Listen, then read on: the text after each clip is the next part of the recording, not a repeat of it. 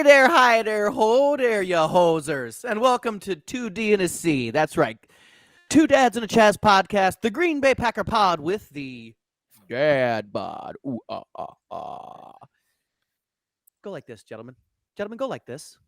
Gentlemen, go like this. Gentlemen, go like this. Go like this. Hey, see-through guy, do this. Do this. You know what that is? That's the fucking magic of believe right there, baby. That's beating the Bears to go to the fucking playoffs, baby. Who saw this coming? To quote Aaron Mayhew literally 45 seconds ago. Who saw this coming? Unbelievable.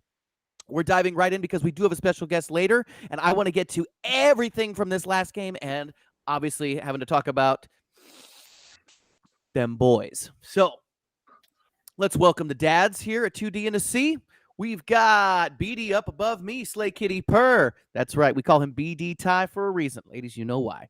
We have my main man T-Mobile, a.k.a. Tyson Fauché. He will be joining us the whole episode this week because we will not be doing his questions because we have so much to talk about. We're so crazy excited. And, of course, my hetero life mate. That's right. The porcelain prince himself, Aaron Elizabeth Mayhew.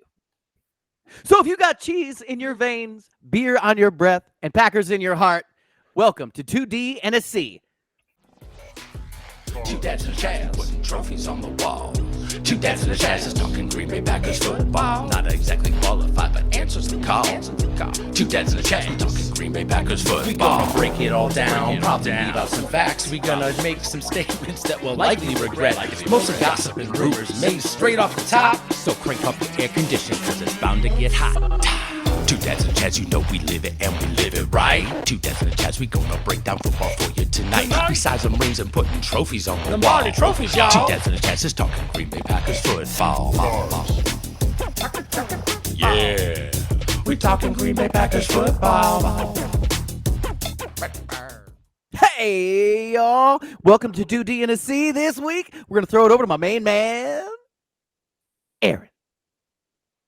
My God, gentlemen, this game was even more than I could have ever hoped it to be. I think everybody nervous going into it, 100%. A Bears team that had this just snowball effect, right? They're running down the hill. They're like, oh, man, 5 games in a row, defense shutting things down, offense just starting to click, running into Packers at the perfect time. Are they going to be the one that stops us? We don't really know.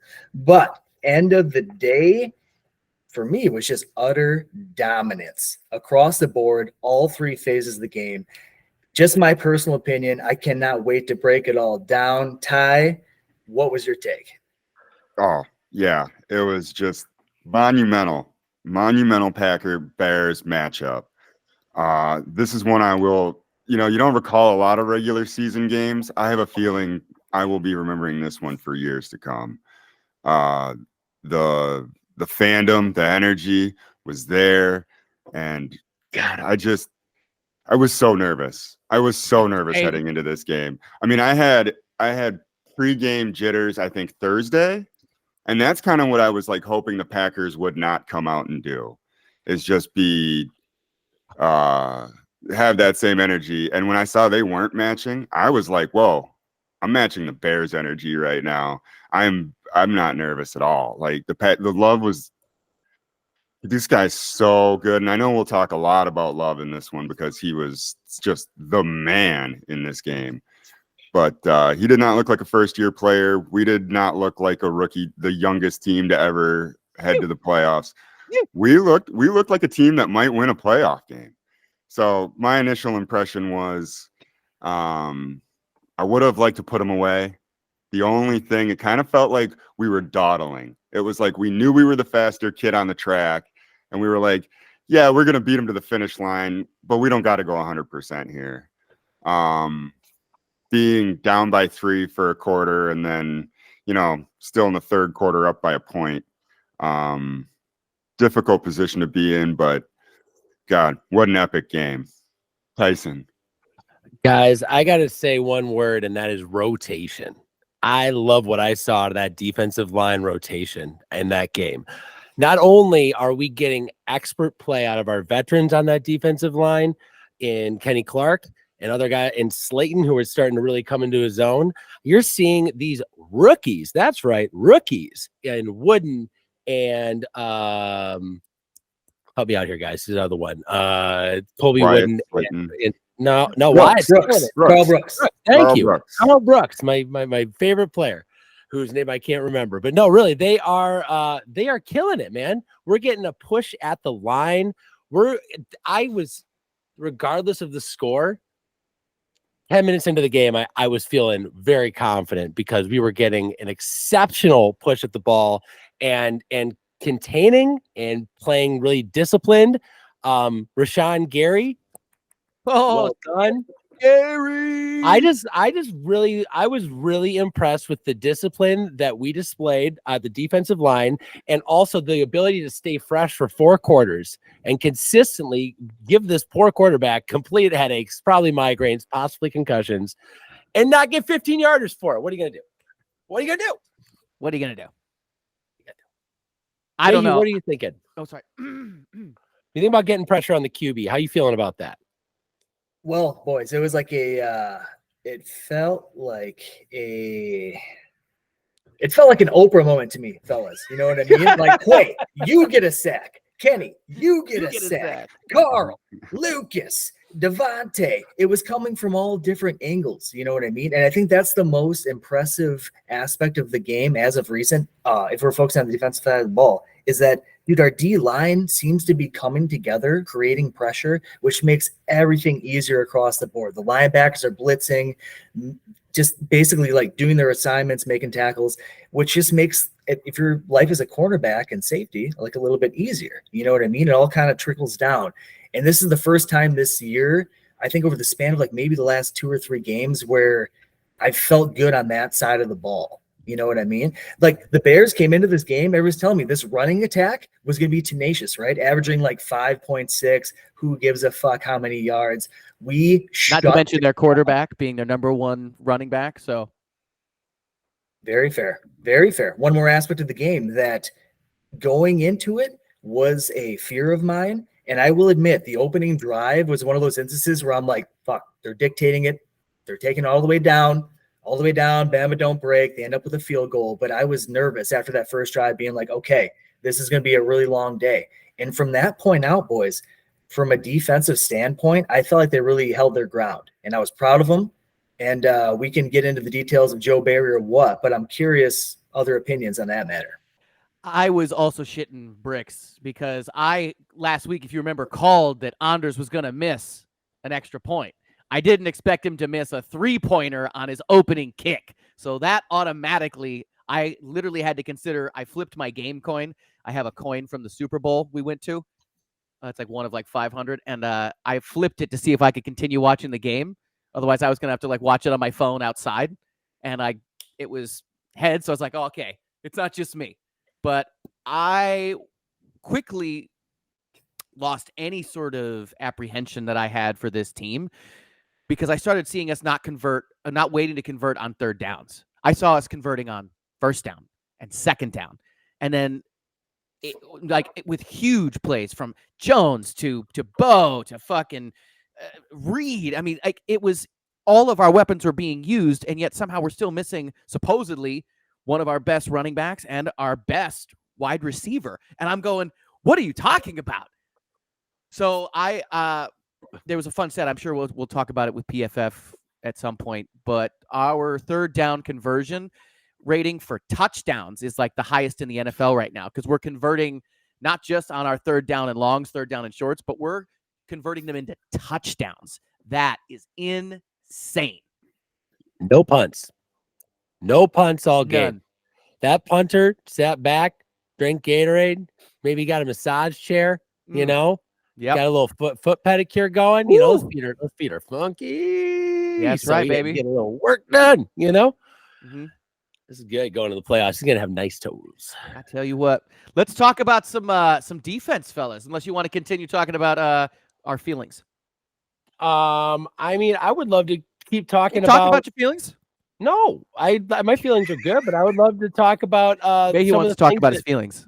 how about that fumble by Love? Are we gonna just let that go? Are we We're not gonna let it go. gonna just like admit? Because there's lots of good things to say about Jordan Love all day, but we got to go over the fumble because it was disappointing, and that was a moment where I was like, "Oh Jesus, we can't afford to make mistakes like this." Mechanics. Where were you guys at with that? Did you guys like no big deal? Didn't notice? Whatever, no big deal.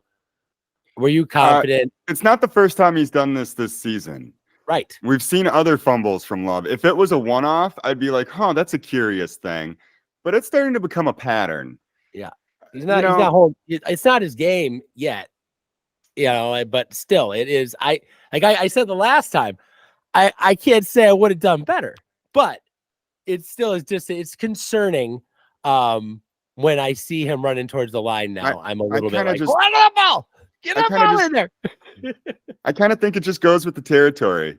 When you got a gunslinging quarterback, you accept some interceptions. When you have a running quarterback, I think you just have to accept that that's part of the game. And hopefully he's got a good overall grasp on the ball. I don't think that it's I do recognize that it's a pattern. I don't think it's a pattern of concern. I mean, the fact that this is the one thing, we're going to get the knock on Love out of the way, like that's also a positive in my opinion, that like he had one mistake. I mean, I think I am willing to take it if the result is all the other stuff that he provided throughout that game. Absolutely. I completely agree. And just him being able, like, even the plays that didn't count were fucking incredible. That Bo Melton throw that he hit in the back of the end zone. Oh my God. That was the most amazing play that didn't catch. I feel or that didn't count. I feel like every game you get Romeo Doubs making a highlight reel a year of amazing plays that didn't count. But that one was my favorite of the whole year. Even though it didn't count, it doesn't matter. And I am just in love with Bo Melton in general. I can't tell you guys how happy I am. Just want to focus real quick about the rookies that are incredible on this team, being Bo Melton, Dontavion Wicks, Tucker Kraft. Like we hit Reed is still a rookie, guys. Reed, have you ever been here forever? Have you ever even seen an NFL team with this many effective rookies? There never has been one. It's unprecedented. There never has been. We are literally breaking the mold every moment of this podcast, just talking about it. Someone buy Goody a Sunday or some kind of, a Shamrock Shake. This guy earned it. Ice Cream Social. Sorry, Mayhew. I feel like I keep cutting you off because I'm so freaking excited. He's just I'm giving some love to love. What do you want? What do you want from me? What do you want from me? What do you want? What do you want? No, I think kind of tagging on to what you said, Tyson, and we're not the first to acknowledge this, is the 2023 draft from Gutekunst may be a absolute goddamn masterpiece. We start off in the first round with Lucas Van Ness, which anybody who's just sitting on the surface might be like, well, this guy isn't like producing the same manner. Well, we knew he was going to be a project. The guy has produced certain stats, and he's followed the same kind of line that I think comparisons to Rashawn Gary are very real. Just takes them like a moment. They were like in college. They didn't really learn pass rush moves. They got by with their athleticism, and they're just trying to figure out the NFL. I feel really good about Gary on one side, Lucas Van Ness long-term to replace Preston probably. It feels good, right? Feels good. Yeah. You move into the second round. You got Jaden Reed. My God. We've said enough about this guy on this show, but I can't. We're going to say some more. Every goddamn game. This guy's a fucking highlight reel over and over. You pass him, you get Lucas Musgrave. Spleen, or no, it was a liver, right? Lacerated liver. Lacerated. Doesn't matter. Kidney. Patch it up. It was a kidney? He was in the game. He was in the game last week. All of a sudden he showed up, made a catch. I'm like, you are the toughest motherfucker I know. Okay. You get into the third round. Tucker Kraft might even been the better tight end. All around, this guy is doing his job on a daily basis. Oh, this guy's farm tough. He is walking like a motherfucker. Farm tough. It's unreal. It's unreal. And then you keep going. You got Dontavian Wicks in the 5th. You got Valentine in the 7th. You got Belton in free agency. It's like, dude, this guy was just rolling dice and coming up hot every single fucking hand. Dude, like this team, watching them on Sunday against the Bears was literally they're the fucking Dark Side of the Moon of Pink Floyd albums right now. It's just bangers. It's just hits. Nothing but hits after hits after hits. Like you think you're gonna get all the way there. You're like, oh shit, that's a really weird fucking track too. Oh wait, clocks? Whoa. Yeah. Psychedelic fucking wonderland is what I was experiencing as well, Chaz. I mean, I just am really impressed with the no, I can't be more impressed with the draft class, but just like we're all in the same cohort. Like you don't have a team with that many starters that are all the same like age, draft class, like know the same fucking grew up watching the same Nickelodeon shows. Like you just don't find that on a team worth watching. Usually that team is atrocious. The fact that like everyone here was watching Kid Danger or whatever on Nickelodeon, and they're like, "Oh, that was a good show." And guys like us are like, "What the fuck are you talking about?" Well, you'll know when your kids are old enough. You're gonna learn about Kid Danger. You will. You'll all learn. It's terrible. There's a lot of bad programming. It's gonna get you too. But anyway, mostly Mayhew. But regardless, I gotta say, LaFleur's play calling was fucking masterful. Woo! Fun facts. Fun facts that are true. Fun facts. Uh-oh. You know, and that confidence in Gutekunst trickles down. It does. It makes me confident in every other aspect of personnel choices. He has put together something incredible here, and it's just he deserves hats off to you, Gutekunst. Yep, I got just to continue on with the offense for me, and it's a week by week, that we need to talk about this. But Aaron Jones needs to be acknowledged every goddamn day that this podcast is running. Okay, quick couple little numbers here for you. Quick couple little numbers. In the past 3 weeks, Jones has eclipsed 100 yards each time, leading the NFL with 358 ground yards during that time frame, along with the most explosive runs of 10 or more yards as well. He had 103, 112, followed by 126, followed by 299. Damn. Yeah, no one's questioning those numbers. That wasn't real. Yeah, but my point you're gonna being, make those. Because it all sounds right. Dynamic. Okay. The past 3 weeks. So now we approach us. It's the playoffs. It's the playoffs. And last week he was the only active running back to actually take a carry. Right. Mm-hmm. Right. And we kind of Yeah. Why does that need to stop? Why doesn't it stop? The guy should take the ball maybe 30, 40 fucking times. I don't care. Mm-hmm. What are you waiting for? If he gets injured? No. I don't know. Put him out there and there's nowhere to go. Just run him. Run him until he's dead. Just get him out there. Get me to the next game, baby. Guys, what do you guys? Is anyone else noticing the offensive line rotation at that guard spot? Is anyone else taking an eye on that? It's been insane. Yeah, so it seems like Sean Ryan's batting like 50% right now. He's like half the fucking time he's in, but they're still got John Runyon. I mean, clearly they figured out the key to get the run game going because everybody's run blocking now. Everybody's getting blocks, and it looks, I don't know. I just feel like maybe they need to, part-time weekend dad that shit and split that up. And now Jones is running like a younger man with baby's blood. Like he's fast. He's faster than I've ever seen. It doesn't make sense. A 29-year-old man's that quick. I'm not asking questions. I like it. I like what I'm seeing. I hope that we get 160 yards out of him next week. That would be really something. Yeah, those numbers out of Jones are incredible, considering he lines up 22 yards behind the line of scrimmage.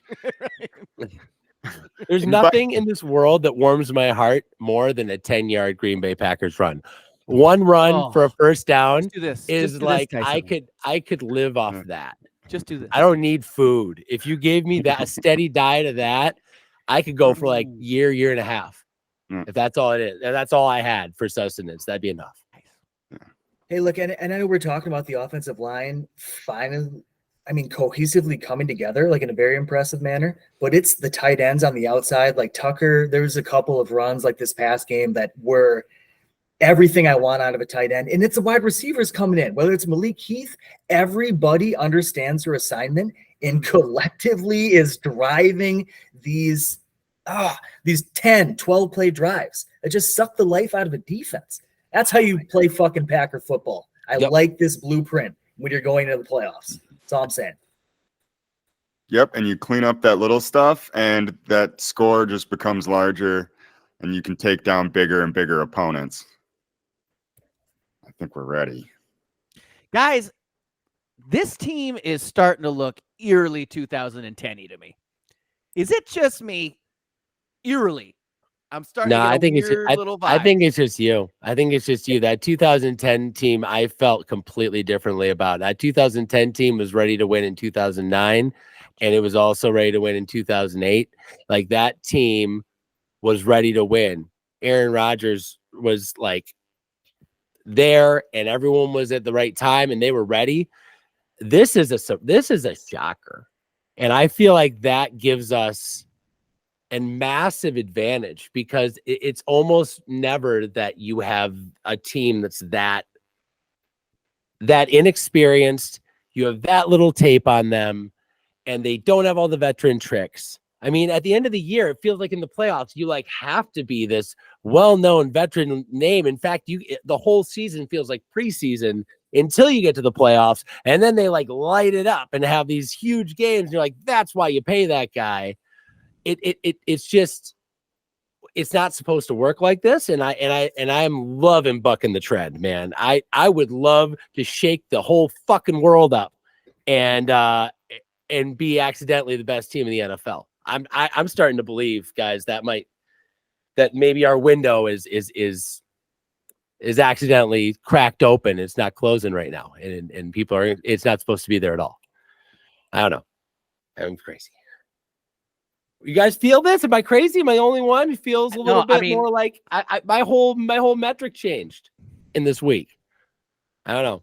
For me, it was like I thought we were just gonna, maybe make the playoffs, and that'd be swell for the team. But after watching that game and seeing the other teams that are in the playoffs and studying them up a little bit, I'm excited. I'm excited to see us play teams with better records than us they're looking right past us. What's that going to look like? I can't wait to see. Tyson, I'm right there with you. And I think part of it too is everything we talked about from week one all the way leading up is like, you want a team that feels well prepared, that is hitting its goddamn stride at the end of the year. And that's almost impossible to prepare for, whether it's injuries, wins, losses. Like, there's an element of luck there too. And Chaz, I appreciate what you're saying about 2010. Like, all of a sudden everything kind of clicked at the end of the year.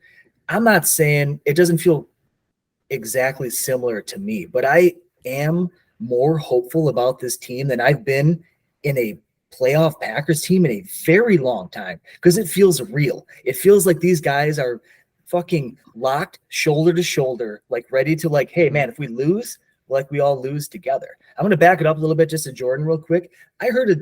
This is the first time I ever heard this thing, like in a pod the other day, was that when things were really down and out, like week 9 through like whatever, he was hosting dinners at his house, running through film with receivers and tight ends, trying to get the same page, going above and beyond, being like, we're going to get outside like the walls. You guys come over. Let's just get this thing straight. This guy, it's not just an act. You see him and he just like seems low key. You see him in the interviews and he just kind of says the right thing. At first I was like, okay, this guy's well coached. He's just going to say what he needs to say. Guys, I think this is just who he is. He's like a genuine good motherfucker that worked his ass off to get to this point, fought through all the shit of like the media, even this podcast kind of coming down on him at times during this year, only to rise above it. Guilty. And just put us all in our place. And dude, we need to honor that, because this is a pretty special moment. The past month give him a round of applause. He is probably the best quarterback in the NFL. Ty, you know what I'm talking about. He's on his way. He's well on his way. I mean, if he continues to just develop, if he continues to show the leadership that he's shown, he's going to be scary good for a while. And I love that he did it against the Bears too. Those fans must be losing their minds. Oh, they are. God. Chaz, any intel on that? Oh, dude. So I'm not going to plug another podcast while I'm on here. That's especially one that's not a Packers one. But there's like 3 guys on social media that I follow that all have Bears podcasts. And I have been following them since the first game this year when we kicked the shit out of them because they are terrible. And by terrible, I mean they literally all they do is complain for 2 hours straight. I don't usually listen to full episodes, but they're cut shit. They think they're never going to see a win against the Packers in their lifetime, ever. Like, it is some of the saddest, low down. Like, I almost feel for these people. And their tears, I use it to salt my carpaccio. And I got to tell you, it tastes so good. The Parmesan, absolutely, Chaz. Oh, I don't need capers. I've got Bears fans' tears.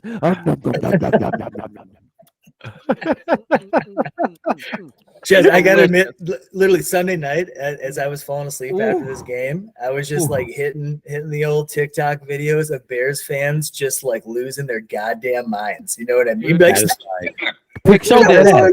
It's This is me. the It's me in a Go room Max. with no clothes on, just wearing my green and gold sombrero, and I've got my phone, and I'm just staring at it, waiting for the first text from Eric Bearsfan to come through. I'm staying up till 2 a.m. because I know he's getting wasted, crying alone. Oh, bro, it was like 2 hours after that game, and I started just getting bing, ding, ding, ding. dude, they all get quiet. You guys can get away from, you guys don't get a flag for head-to-head contact with a guy sliding. I'm like, oh, give me more. Give me We could talk more. about that though. I'll be honest. I'm shocked that wasn't a flag. I mean, if that's Aaron Rodgers, that guy's going to jail. He was in You know? motion, dude. I will call calls that are legit. If we fuck up and it's on us, I'll say, yeah. If you fuck up and it actually was on you, I'll be honest. He was already in motion. You can't just stop in midair. You just can't. And if there's no refutable evidence, there you go. I'd be pissed if Jordan Love was sliding and got hit like that. I wouldn't be happy about it. Of course. Tyson's absolutely right. Of course, I mean, you're allowed to feel you're allowed to feel your feels about that, I'd you know, be and pretty own bad those about it. feelings. But no. I'm just saying There's from nothing- a personal standpoint is that I felt like the Bears fuck 'em. really, as an organization, as a fan base, felt like they were trending in the right direction. You know what I mean? Like Oh. 5-game, like positive. Oh. Justin Fields is probably our guy. Where are we going to go? And then with this win, like literally they turned on themselves immediately, you know, and now they're just like in this, I don't know what we're going to do. And This is why bears don't fly too close to the sun. You know what I mean? That's why they don't do it. They burn up every time. let me continue on with Jordan just for a little bit. This guy deserves, I'm just going to keep going. I got Yeah, no, hit pages the and numbers. pages on this motherfucker. And You then know, I want to hear about my PFF. facts. Love Give me completed some. 24 of 29 passes from clean pockets, 3 of 3 passes under pressure, and 5 of 5 passes against the blitz. Jeez, I didn't even read this. Didn't even read it till now. 3 big time throws, 2 turnover worthy plays, though they did not actually happen until the fumble. On throws off play action, he was 8 of 8 for 148 yards and a touchdown. He got dinged for losing the fumble, as I said, and his heave into the end zone late in the first half that was nearly intercepted. Who gives a shit? I was it right there.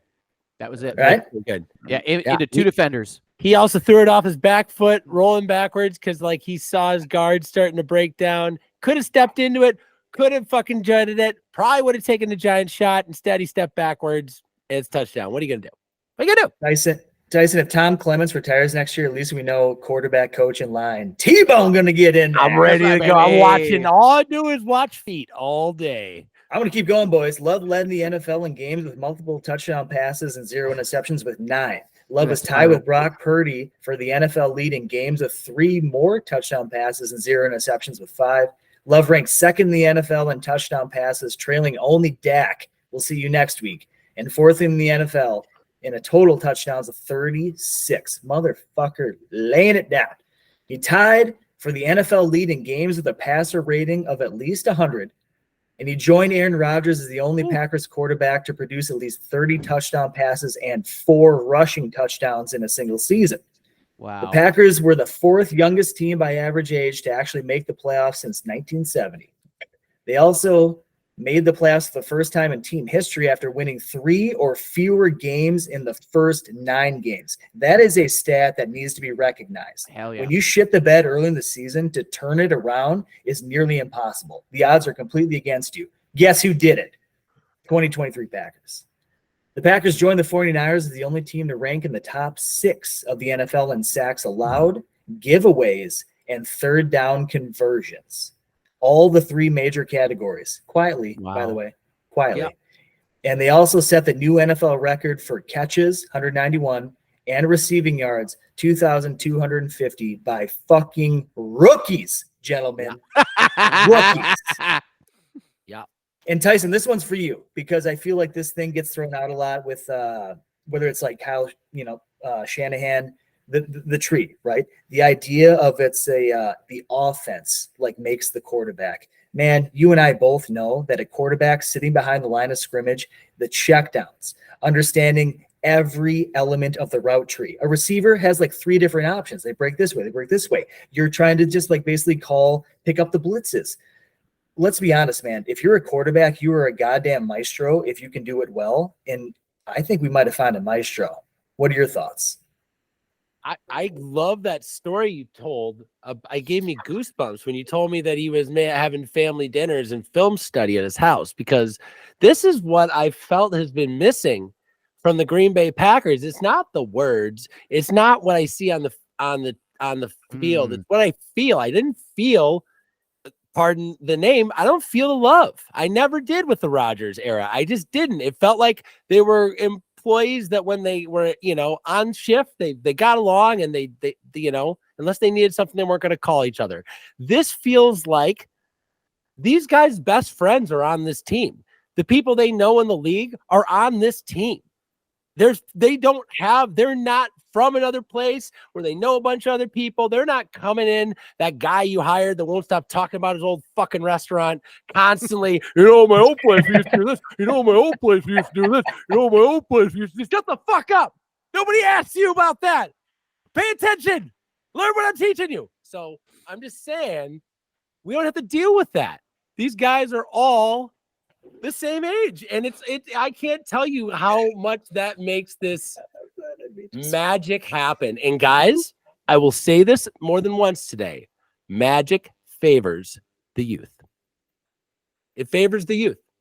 It prefers to allow them to do amazing things because they don't have the fear of getting old and realizing the world is shit yet. They think that it's all great. Okay. And that belief is rewarded. So I don't know. I believe it, guys. I believe it more than I've ever believed that this team is a family.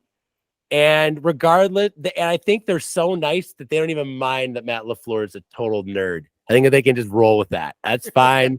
They're Gen Z. They're super fucking sensitive. They get it. And they're like, hey, it's neurodiversity, gang. And you know what? I'm for it. And I am too, man. So fucking awesome. Go Pack. Tyson, so well put. So well put. I got to jump in. I want to intersect real quickly because every other pod steals from us like regularly. And the idea of Matt LaFleur being coach of the year all of a sudden popped up on like every goddamn platform. It's true. So my question to you, Tyson, is knowing what you do now, a full season in the bank. Like, tell me who deserves it more than this guy. I'm done trying to make the case for Matt, and like somebody tell me else who deserves it. Go ahead. Man, I was gonna say the guy from the Redskins, but he just got canned. So I guess the floor. I don't know who else. No, really, I it's hard to look at this team and say this is a fucking hell of a magic trick. Either you fool the rest of the world into thinking these kids suck, or you trick these kids that suck into believing that they're incredible. One way or another, this is suddenly the most well-geared NFL team I've seen out of all the games I watched last week, and I watched way too many. And it's fucking exciting, guys, to know that our team has juice and nobody is taking us seriously. I fucking love this spot. This is the best spot you can be in. You ain't wrong. Check out these names real quick. So this was from our predictions last week. None of us got the score right. Don't worry, except for me. But this is who we said was going to have a big dick day, right, across the board. And I want you to tell me, yay or nay, had a big dick day when I read these names. Ready? Yep. Tucker Kraft. Yeah. Yes. Yay, outside of, I mean, he doesn't know how to get out of bounds. The But end of that Stats- second yeah, half, the All right, guy's but difference maker. But a Huge yay, guy. right? But a Yeah. yay, right? but A yay. All right. It was a quiet dick. Yeah. Rashawn Gary.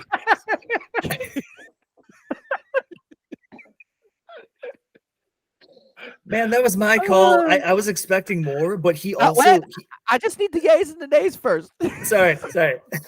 Rashawn Gary Nay. I mean, yay. Hey. for the sack. That's a yay. I'd All say right. yeah for the edge, nay for the Right. pressure. Right.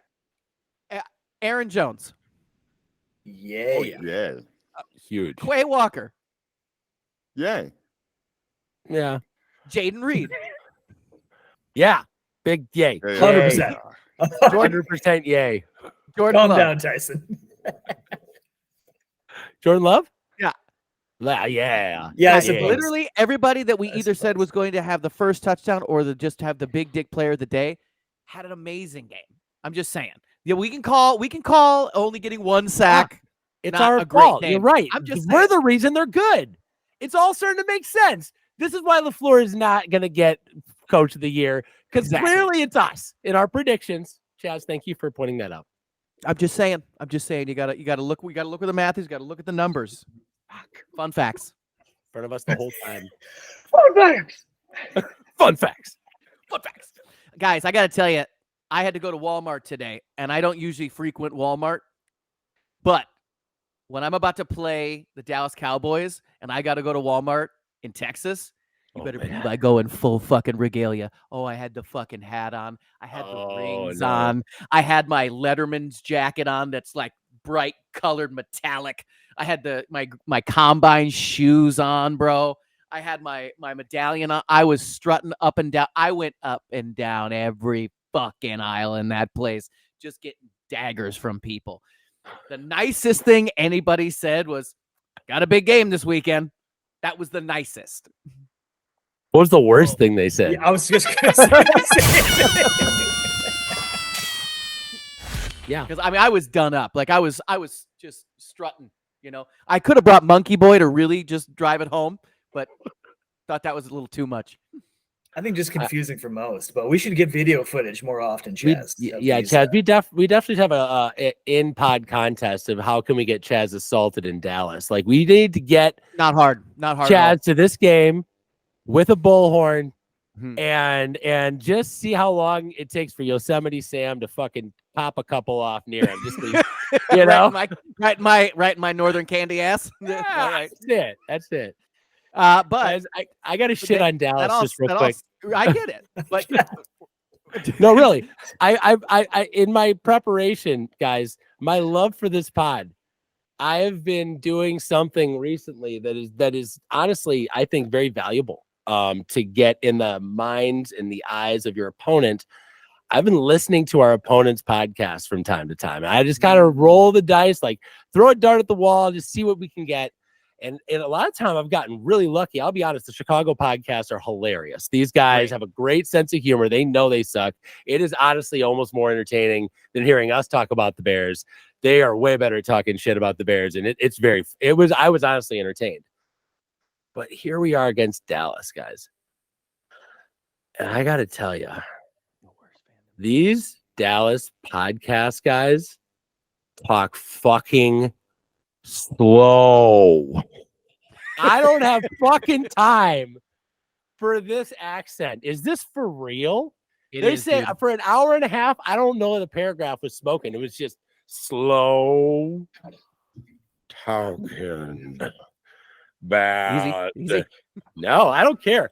I'm going right at you, Southern accent. You got nothing on me. Let's go, Pack. I'll take on the whole region. I don't give a shit. You sound ridiculous. You talk like that every day? That's crazy. I said the same thing to the people out east. You sound fucking ridiculous. You sound like a clown. You talk like a normal person. So Back everybody to you, from Boston, everybody Back that's to you, Cajun, Jazz. and everybody with a Southern accent. Out. Got it. But Just there's Don't you know? there's there's Mayhew some weird hates it. shit He's though so quiet over there. He's furious. with me Southern in Dallas. friend.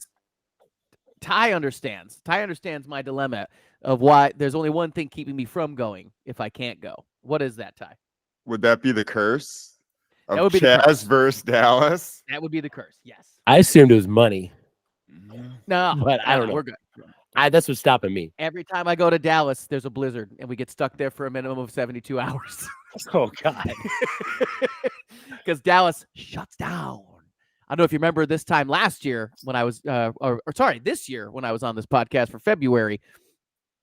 I got trapped there with Eric Bearsfin for 2 days for our SCO. It was terrible. Don't tread on me, no taxes, brother. What's a snowplow? Stars at night are big and bright, deep in the heart of Texas. Did I sing it like that? The heart of Texas. Yeah. We talking Green Bay Packers football. I got a couple quick hits here. The Packers, I think this might have been the only time that we didn't have a single penalty on special teams and only missed one tackle. That stuff kind of goes unnoticed in a game like this, but also in a tight game that's critical, and it just kind of shows all three phases of the team hopefully coming together for the playoffs. And then another crazy stat here. Jordan Love was under pressure on just 4 of 34 dropbacks for a rate of 11.8%. Dude, the O-line, the blocking scheme, everything is just like starting to click. And it's also his footwork, it's his decision making. But to kind of flip the script here, Justin Fields was under pressure on 15 of his 24 dropbacks, or 62.5%. Meaning we were getting after that motherfucker. He was running for his life. If he was running, there was a reason. Yeah. Someone chasing him. It almost looked like running was just his second read. Like he would look for a pass and then just be like, nope, this line is busted already. Like before the line had even given up the pressure. Oh, guys, my I computer's swear we gonna are die. Hang on. We are in that team's head. I really think we are. I'll be honest. They looked so much better the 2 previous weeks, and I taped those guys, and I thought that they were like, I was scared. I was scared of the Bears for a second. I'm like, dude, this defensive line is for real. Like, whatever. What defensive line? We fucking chopped it up like a hot knife through butter. Like, it just seems like they believe they can't beat us more than almost sometimes it feels like we believe that we're gonna win. You know, like it's them. You know, I don't know. I thought we played great. Don't get me wrong, but I also. Yeah, that no penalty thing you mentioned, Mayhew. That is definitely interesting, but that was a bit of prison ball. I'll be honest, they weren't calling a damn thing on that field, and I was honestly kind of loving it. And I feel like when you take that element of lawyer ball out of the game, it's pretty obvious who the better team was. There's no way you could watch that game and be like, the Bears were better, they just got screwed. Like, no way. No way. We were such a better team than them. It should have been 14 more points almost. Oh, I totally agree. If you look at the scoreboard, if you just like block that out and you were watching the game, you're like, okay, this team is dominating this team. But Tyson, it links into what you said earlier where did we not punt this entire game? One punt? No, not even one. Okay. Well, that also will reduce your opportunity for penalties, you know, on this team especially.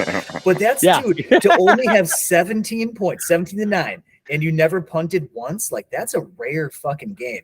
What it means to me is that we were moving the ball constantly. We dictated how this game was going to go, kept it a little bit close than I wanted because, I mean, a touchdown, 2-point conversion, they're tied. But I don't know, gentlemen. It felt like a statement at the end of the year, and anybody that's going to run into this team in the playoffs better look the fuck out. That's all I'm saying. Dude, unless we need a field goal, and then we're screwed. God damn it, you're so right. I've never been more nervous on extra points in my entire life, too, Ty. Like, Every time it's like now. Crazy. Guys, it's a boat race. It's a boat race from now on. If we do anything, it's because we score when we get the fucking ball. That's it. If we score when we touch the ball, honestly, we win. Joe Barry doesn't matter. Everyone else's our kicker doesn't matter. If we get touchdowns and we move the ball at a clip that we're doing it, and we run the ball the way we're doing it,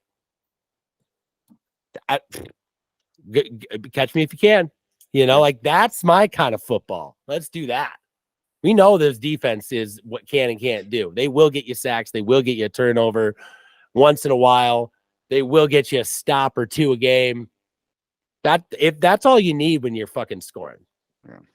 Just a quick add-on. I totally agree, and I'll get out, Chaz, is that we basically need to win time of possession. Like if this offense is on the field, just basically running plays, eating up clock, and this defense comes on fresh, I think we can beat anybody. Stern words from a not so stern man.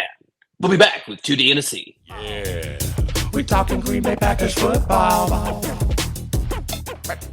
All right, welcome back, everybody. At this time, we are very lucky to introduce a good friend of the pod, someone that we used to work in kitchens with for a very long time. Someone who's a personal friend of ours who can seriously sling some sports talk and is currently representing the beautiful state of Wisconsin. Miss Francesca Hong has joined us. Ladies and gentlemen, give him a big round of applause. Thank you, Franny, for joining us. I'm so stoked to be here. No, we are stoked. This is honestly a long, long time coming. I don't know if the world knows this, but Chessie and I worked together like a decade ago at a restaurant, and we talked sports so emphatically that we joke about having a morning drive talk sports show. T-Bone and Chessie, come get some sports and eggs, bacon and eggs, steak and eggs. That was it. But anyway, we're super stoked that you're here. Thank you so much for coming out to Two Dads and Chaz Packers Football Podcast. Chaz, you can go ahead and get started. We have some questions for you. What your thoughts were of the game, and Chaz, go ahead. First of all, how should we identify you, Francesca, Mrs. Hong? Oh my God, woman, Chessie. Well, how do we do this here? Chessie sounds perfect. Chessie sounds great. Awesome. Well, I just want to know your just initial thoughts on this Bears game. And also, hi, really great to see you again. Chaz, it's a freaking honor, and I'm so glad to be here. Thanks so much again, y'all, for the invite. You know, one word comes to my mind when I think about that game, and it's tenacity. I think that we have not seen that sort of energy from the Packers from the fourth quarter until the final minutes. I didn't see a wavering Jordan Love, which was incredibly empowering and gave me a lot of hope. Some like big positives was I love not having first downs where we decide to just go along or make some really crappy decisions there. So it was great to just see like a commanding performance, but also like, again, going back to that word unwavering, like there were times where I was like, we're just really making it harder for ourselves. But then I would see, Jordan Love and his leadership come through. And so it was exciting. And again, I'm just really glad that we're going in to AT&T Stadium with some tenacity. Tell me about it. That is really, really exciting. I completely agree with everything you said. First, I want to go over like the good. There's a lot of ways that people can attack running a franchise, running a team. It turns out the Packers kind of have a system of sorts for slow, patient development of quarterbacks. What is your thought of our quarterback development process in Green Bay? Do you think this is at this point, a recipe that we will continue for success just because it's worked over the last 30 years? Or is this just dumb luck? What's your read on this? It's hard, because I think last year was really difficult in kind of putting a interrupting that system, if you will. I think we got played into Aaron wanting to stay one more year. I think that impacted Jordan's kind of mental fitness and psychologically. And so I think that kind of patient building and watching a legend and learning, from a franchise quarterback, things that, a coach can't really coach you on. But again, just the poor decisions and the poor leadership from Rodgers last year, I think interrupted that, which probably contributed to why Jordan had such a slow start to the season. And really, we didn't see him perform well throughout the entire game until kind of the middle part. So, I think the Packers are probably going to stick to this like slow build of franchise QBs, but I think it's important to remember that last season, with what happened with Rodgers, that I think it really did shake up the entire team and the team's culture in the worst way. Wow. Yeah, I feel that too. And I also could see how like having such a young team is like a necessary, refreshing reset when you're trying to change the identity of your team. And in Green Bay, your identity is your quarterback. The bad. What are your thoughts on the whole Joe Barry situation? I have to I keep imagining what the like group chat for the coaches are like, and then like how that differs from like the probably text conversation that LaFleur and Barry have on their own. And I wonder if after like the mad Twitter storm and all of the fans and just the onslaught of folks calling for Barry's for him to be fired, really just LaFleur went up to him and be like, look, if you go down, we all go down. So we need to turn this shit around. I think that if there is going to be a shakeup in the coaching lineup, it's going to come from the top. LaFleur isn't going to fire Barry. And there's a hot chance that if Barry goes, LaFleur goes too. So do I think the pressure from the community maybe lit a fire? Possibly. Do I also think that LaFleur was making all the calls on Sunday? Kind of. And I hope that they don't just stick together. I think it's fine for LaFleur to break up with some of those guys, but I understand his hesitancy, especially with him being younger and wanting to be loyal to the folks that took a chance on him. That's great. Well said. I also feel it's interesting to note that I didn't really consider LaFleur a great conflict resolution leader as far as I could tell. That being said, he has taken all the recent conflicts and used them as an opportunity to galvanize this team. Like every negative thing that has happened in the last month has somehow made us tighter, which is Totally. pretty incredible and so I find myself eating my words on LaFleur even to the minute currently. But still, I think that Yeah. you're totally right. Yeah. Well, and listening to some of the post game comments from the players, I think just in that you're seeing a bit of a shift of less. I mean, obviously the mood is different after a big win and making the playoffs, but you heard them all talk about one another. From Jordan Love to that people were very, I think, intentional about talking about the team. And I think that means that the culture is coming together and getting healthier. Heck yeah. Yeah, absolutely. Speaking of that, do you feel like this team at this point where we're looking at this next game, are we like a Super Bowl contender, or are we just like trying to get some playoff experience? And why would you feel one way or the other? Chaz, add a drum roll now. I think if we win, we're absolutely a contender because Dak Prescott is absolutely convinced that this Cowboys team is going to make it to the end. So if we crush those dreams on Sunday, I think that puts us absolutely in the running to go to the Super Bowl.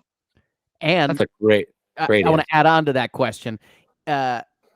Who would you want to see us play after the Cowboys? Who would you want to see the Packers play after the Cowboys? I can't remember now what the matchups are looking like, but I want to beat the Niners. Same. I was hoping you were going to say the Niners. I want to so go bad. after the folks who, they have just. I feel like they're becoming beloved, and I think that really only should be for the Packers, especially with how many folks love us from around the country and around the world. So I don't want to I want to tamp down whatever this love for the Niners is kind of blossoming, and we need to put a check on that.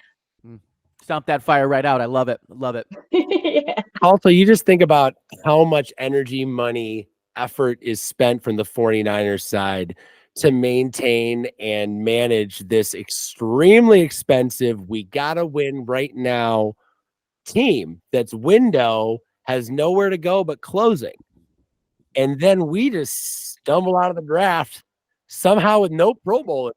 And and here we are. How about that? That must be frustrating from a guy that used to work for you.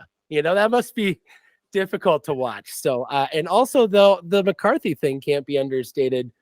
So there's a lot of personal victories to be had here coming up. My next question was going to be, who do you see as the best contender? But obviously we're all on the same page. Is the 49ers. Is there anyone else that you don't want to see or do want to see heading into potential Super Bowl run? I got a lot of feelings about Harbaugh and the Ravens. I mean, they are really dangerous, but I always want to root for the underdog, and I'm just tired of them being so consistently good. And I know they're disciplined, and a lot of the times it's defense that wins games, and their defense is scary as hell. But I wouldn't mind not having like double Harbaugh championships this year. Yeah. Yeah, fuck those guys. Well, let's spread the love a bit, Yeah. No, nice. I like my answer better, but yeah, no, that's good. Well, hey guys, I appreciate you sitting down and talking tough with T-Bone in my interview here. But really, this was a lot of fun to have you in. We want to take a little break here, and then let's get into the Cowboys. You guys have anything else you wanted to add regarding the Packers-Bears experience? I see a lot of heads shaking and no one's saying yes. So, guys, we're going to take a break, and we'll be right back after this. We'll be back right after this. Yeah. Sorry. Thank God for your Still got rasp. Still got it. Could have been. Yeah. Still got it. I was wondering when your singing was going to happen. It doesn't I happen. didn't Comes have up. my money on this late into the conversation. No, usually Usually they pay comes for that up. these days. Mayhew, how are the little ones? Oh, they're doing well. They're doing well. Son is 6. He's just an angel. And then my daughter is 2, and she's a goddamn demon. So they kind of balance each other out. Good for her. Good for her. She's a firecracker, Jesse, just like you. So no, it's good. It's all good. I love that. Strong Compliance for the identity. week, She knows Mayhew. what she wants. For the longest time, I passed around when you started the restaurant that you were actually running underneath a employees of restaurant employees only fight club underneath your restaurant. Get in on that right now. And if I totally get in on that. And if you know, would too. Don't act and like if you would. know, Actually, I showed up twice. Nobody only was there, industry. but I was ready. Sure, I'm So- ready to get punched in the fucking face. So Let's go. wait, so when I saw the movie The Pig, about with what's his name and the truffle pig Yeah. with Nicolas Cage, and they have the wait staff underground boxing ring, I was like, stole my fucking idea. Chaz, I never made it to the end of Well- that, apparently, or even halfway through. Oh, it's a goodie. Oh, it's a It's goodie, good? dude. Okay. You got it. Yeah, Okay. just get through it, buddy. Finish that movie. It's worth your time. Yeah. We talking Green Bay Packers football. He just left. Well, that didn't work out at all. It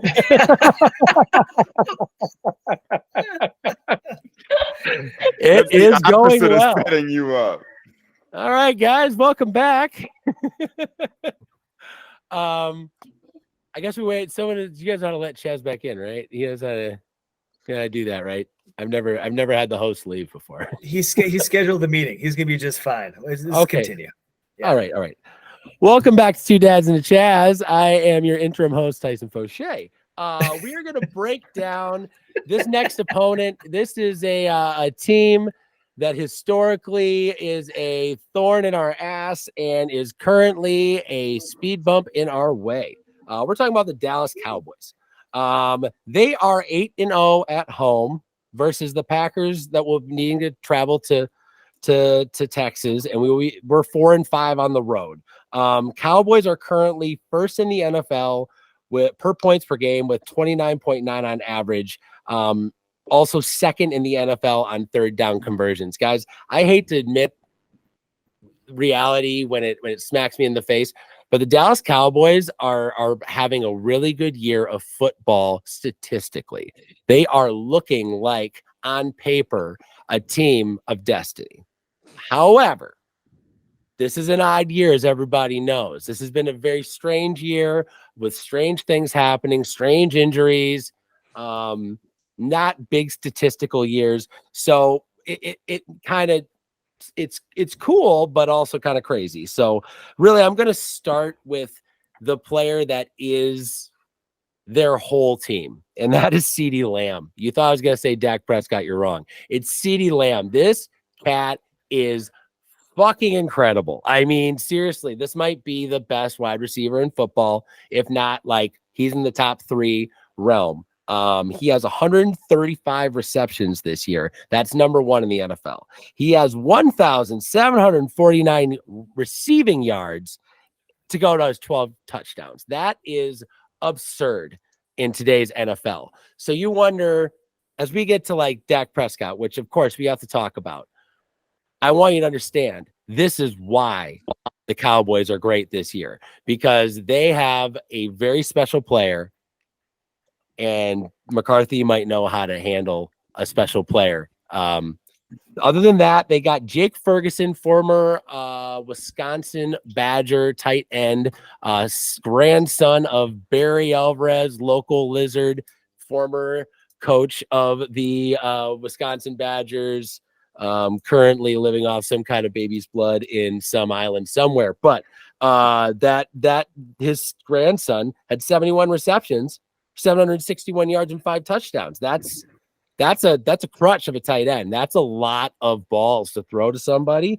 He is consistent. And the other person that they picked up in free agency is Brandon Cooks, who's played for half the league at this point. He has 54 receptions, 657 yards, and 8 touchdowns. That is 3 pretty solid receivers that Dak leans on pretty consistently. He has the time to lean on them because they do still in Dallas draft offensive lines that block the sun.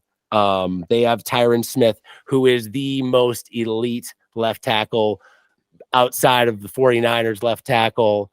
I don't really know there's a lot of guys that you could say are more perfect left tackle than Tyron Smith. Also, Tyler Smith, not to be confused with the other Smith, is a pretty elite left guard to go with Zach Martin, their other right guard. Now, the other 2 guys are above average, but those 3 elite offensive linemen kind of are the solidifying force that allow the Cowboys to consistently be an offensive presence. And so I had to mention all those 6 players before I mentioned Mr. Dak Prescott, who is having a career year. Okay. To be fair, he is first in the NFL with 36 touchdowns, which I would be like, whoa, if our quarterback wasn't second in the NFL. Oops. So like, we're right there with you, buddy. But still, he has 4,516 yards. That's 3rd in the NFL to only 9 interceptions. That's a pretty spectacular year. And I would be blown away by that if I hadn't noticed that CeeDee Lamb was 1,749 of those yards. So like, really, we'll get there. They are second in the NFL in terms of completion percentage at 69.5. That's pretty damn great. So Dak's being smart with the ball. He's doing high percentage throws. They're 5th in the NFL with yards per game, 265.7 typically. It seems as their average. Fun facts. Stats. I will say this. Dak Prescott has the worst vocal cadence in the fucking game. I had to watch. Here we go. Yeah. What is that? Here we go. Here we go. Here we go. It's like a perfect third. And I don't know who was like decided this Drives was me nuts. I hate it so much. I thought Omaha was obnoxious. This is unbearable. And it's new because I don't remember this before. I don't remember hating it like this. This time it's like, it's hard. And then you go to like their website and it's the first thing that comes up. It's like him being like, here we go. It's just like, this is the dumbest fucking shit. Anyway. Yeah. But they are 12th in the NFL in sacks with 40. So he is taking some sacks for that great offensive line. It is a run blocking offensive line. Dak does hold on to the ball. He will take sacks. He also is picking up like 3rd and 48s and shit. Like he is picking up, they'll go backwards and he'll just pick up the first down. So like it is. Yeah, but we'll helmet to helmet him and not get called. So we're fine there. Right. So, also they got a pretty solid to above average to pretty good running back in Tony Pollard. If he had a different head coach, he'd probably be a 1,500 yard back, but he has Mike McCarthy, who forgets to run the ball almost every single week. And so he has 1,005 yards, 6 touchdowns. He has a 4 yard per carry. He's a fire plug. He's a solid player. They will forget to use him because that is the McCarthy way. Guys, you know this team. I don't need to tell you anymore. This is a classic top-heavy Mike McCarthy team. This is a team with a handful of people of significance and a bunch of guys that you have never needed to rely on, that all they needed to be was above average. The defense is full of them. The offense is full of them. They have all the stars I just mentioned to you. Everybody else on that offense is more or less insignificant. Everyone else on their defense, whose name is not Micah Parsons or DeMarcus Lawrence, is trash. They're just there to hold their edge, take up their gap, do that bullshit that we used to have to watch in the playoffs, and wait for Dak to go out there and save the day playing one-man game with his boy CeeDee Lamb. So as much as I am scared about our defense, and there's a fair reason to be, if you're looking at numbers, we're 23rd in the NFL against the tight ends. They rely on the tight end game to get first downs time and time again. We're very susceptible there. Packers are 28th in the NFL in catches allowed against wide receivers in general. They have pretty solid wide receivers and rely on the passing game 2-1 to the run game. We are 31st in the league, not quite last, but pretty much last in interceptions. So we don't get turnovers through the air with this defense. We're also 28th against the run and averages 80 yards against us. So if I looked at this team on paper and I looked at our team on paper, I'd be like, we're going to get boat raced. We're going to get killed by this team. Look at them. Look how good they are. Look at our defense. We can't stop shit. The problem is that we know this guy. We know Coach McCarthy. You know exactly what he's going to do. I watched these last 2 games, guys. It's like watching Packers 2016. Mayhew? Before we dive deeply into this conversation, I just want to throw a couple things out there. For me, number one, let's look at the division that they played in this year, and let's really break it down. Washington is going to be like a top 3 overall draft pick. The New York Giants completely fell apart. DeVito, all that shit aside. And let's be honest, like the Eagles, or anybody that's paying attention, is at least falling, if not confused. Okay. Now let's just run through I'm just gonna run through the year real quick here. They open up against the Giants, crush them 40-0. Congratulations. They fucking suck. They beat the Jets 30-10. Who cares? They then lose to the Arizona Cardinals in week 3. That's not a good sign for anybody, right? No, the next week, they crush the Patriots. Yeah, take a number. Next week, they get destroyed by the 49ers going against any real competition. All of a sudden, they're like, okay, we got to start paying attention. They barely get by the Chargers the next week, only to barely get by the Rams the next week after we crush them. So this is no Matt Stafford. I'm like, where's the competition? We're halfway through the year. I'm like, okay, let's keep going. Let's keep going, gang. They then get beat by the Eagles on the road. They then beat the Giants. Who gives a fuck? They barely get past the Panthers. They beat the Commanders. They barely beat the Seahawks. They barely beat the Eagles. They get crushed by the Bills on the road when football matters in December, only to lose the next week to the Dolphins, who we can make an argument are an actual contender. Barely get by the Lions on December 30th by 1 point. If you guys saw the end of that, that was controversial as fuck for everybody, right? And then they beat the Commanders again last week. Look, you play who's in front of you. I get that. But if we're looking at a resume of success, a lot of these numbers feel a little bit inflated to this individual. And I'm pretty excited to fucking jam it down their throats. Throw it to the group. Oh, I completely agree. That's our home. That's Lambeau South. Are you kidding me?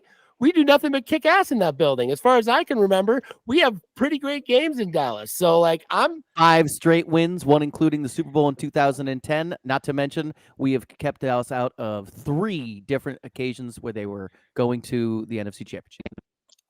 Here's what I'll say. We've never lost at AT&T Stadium. We never have. No. Wow. That's fun. So that's exciting for them. There's another part. I was saying, Chess, earlier, I was listening to some Dallas Cowboys podcast to try and get, in the mindset of a Cowboys fans. And you know what they never talked about? in all three that I couldn't really finish any of them that I listened to. They didn't talk about the Green Bay Packers. Sucks against the. They didn't talk about the Green Bay. They didn't talk about the Green Bay Packers once. You know, they talked about the 49ers, the Eagles, and whether are they gonna get a chance to play them. They talked about everyone but us because they looked right past us because they're convinced that the only reason that we beat them all these times clearly Aaron Rodgers. He's gone. Party's over. I read the headlines. The Packers aren't good. I don't care. No big deal. They don't even have a Pro Bowler. What do we care? You know, moving on. We're going to go take care of business. I don't know if the team, I doubt the coach is looking past us, but they're fans. For how much we've like ripped their hearts out year after year, they don't seem to be taking us very seriously. And I love that. I'll be honest. Some weird cognitive dissonance. Again, like I'm pretty sure this is the matchup where in postseason we've won like the last 9 out of 10. I think it's like a 4-4 in the last 10 right now. And you know, nobody talks about how Prescott sucks against the spread. And Aaron Jones has had consistently great games against the Cowboys because, as you mentioned, their D-line is non-existent. And so if we're able to expose their defense and actually show that, like, there was a bit of a Barry effect, right, where you get to play against the Cowboys and all of a sudden you got folks like breaking records and making records and stuff. So I think historically this matchup has favored us. And again, I expect a big game out of Aaron Jones. And, you know, the O-line is more designed for the running back there. But, you know, if Prescott is unable to step up, he's not going to be able to hit his favorite receiver. So I feel really good about how history has supported the Packer wins in the last couple of. And again, this is postseason. So what matters is the wins in the postseason. I think Mayhew outlined perfectly that the resume right now for the Cowboys is not impressive. And I think energy, motivation, and just kind of the rhythm of where the Packers are at right now, you can expose a lot of the gaps that the Cowboys have been able to kind of, you know, they've put up a good veneer, and Prescott has been leading that. But I think this is going to be a good game. Did she just say veneer? What was that? That was solid. That was solid. We need your vocabulary on this show, Jess. That's really nice work. The Dallas veneer. No, it was. Well, that's beautiful. I got to look that up real quick. And I think a healthy Jonathan Owens is going to be huge, right? I think his knee is absolutely. getting better. Yes. And if we have him And no just kind Darnell of, Savage. again, exposing the spread, like, Yeah, I is feel he good out? about Is it. Darnell Savage out? As of now, is the injury report. He is out. Is it bad? That, as of now, but I don't want him back. Starters, In. I just don't want playing, and he's No. one of them. I just don't want him on the field at all. Like, No, you can cheerlead from the threat. sidelines. Jesse, I wanted to ask you this. As we go into the 2024 offseason, right, draft, like all these things, knowing the team the way you do now, what do you think are the weakest points that need to be addressed immediately for this team to kind of take that next step next year? I mean, not trying to get ahead of myself. I'm just saying logistically, you know? It's really hard to say because I want to assume that the development and the confidence of our wide receivers is going to come in this offseason, right? And the more that they're able to kind of balance and develop better relationships with Love. You know, early in the season, I would have absolutely said we need, you know, maybe even closer to a veteran receiver who's just consistent. But I don't think we've had great plays, again, with shorter throws where it's going to the tight end or trying for screens. So I think the gaps there in TE. And then we wouldn't be the Packers if we didn't have a strong secondary, and I would really love to start changing that. So getting some support for Owens and looking at some new corners or DBs would be where I would make recommendations. I think that's a sound take. I agree. Like wide receivers at the beginning of the year, I'm like, all right, we need number one. I don't think we need to touch that at all. And honestly, tight end, I feel sound, but some safety help and regrouping at the cornerback position. I mean, we can talk about Ja all day. I think Valentine has been promising, but I would love like an injection of talent in that, you know, that area as well. I'd also say guard and center depth. There's definitely some interior offensive line vulnerability that shouldn't be. There are better players out there, and we should grab them. And I'm just gonna We say, also shouldn't be I want PATs. I want Anders sure, out yeah, of there. I was gonna kicker, say, kicker. that's what I was like. I was Yeah. literally just gonna say, I want Anders out of there. Sorry, He makes too few for me to trust him in a pinch. He's got to go, baby. Guys, real quick, I'd love to do a quick comparison of Mike McCarthy versus Matt LaFleur here, because these guys are going against each other. In a lot of ways, the pendulum swung from Mike to Matt. And I still don't see how we don't have a more creative, harder coach to go up against, especially because Mike's old school. He's going to run his West Coast offense the same way he always has. He's going to have very similar patterns to how he usually does it. And it's going to be, you can't stop our playmakers, and we just have to run those plays better than they can stop it. At this point, what do you guys feel is like a positive that Mike McCarthy has over Matt LaFleur? Because I feel like there's a couple, but do you think that those will get you through, and then vice versa? What do you guys feel if there's anything that Matt has that's over Mike, and how that could come in handy? I think what Mike has over Matt, and where I think he's going to try to expose parts of the Packers are in discipline, right? Like, I think he's going to try to really see if he can expose some unforced errors or cause some unforced errors, whether that be unnecessary flags from dumb offside or false starts that we may have. And so I think Mike has a better understanding of how important discipline is for a team, and I think he's going to try to expose LaFleur and some of our youth in forcing some unforced errors, or just trying to get into people's heads, right? And I know that that's kind of hard to gauge or have a metric for, but I do think that if we start making turnovers and having dumb flags, like, McCarthy's going to really just take advantage of that. Tyson, I personally think that he's going to try to spread us out often. And I think where we've actually showcased our skills the past couple of weeks is against what I feel are inferior quarterbacks, where it felt much more controlled at the line. All of a sudden, they spread us out like we're going to play zone to try to, I think, try to slow down CD. And I don't think that's our strength. So the more, again, as I talked earlier, that we can control time of possession, I think is critical. The less Dak is on the field, the less that they can get the crowd into it is a big thing.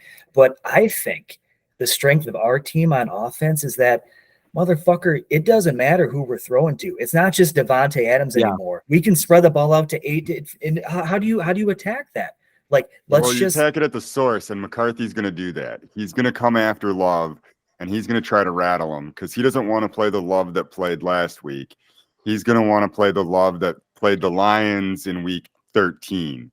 So I think that's the advantage McCarthy has, is maybe not in the strategy of things, because we know McCarthy has already written down all the plays he's going to call, and he's going to call them in that order, irrelevant of the situation. Yeah. He's like, nope, it's the 33rd play of the game, guys. We're calling play number 33.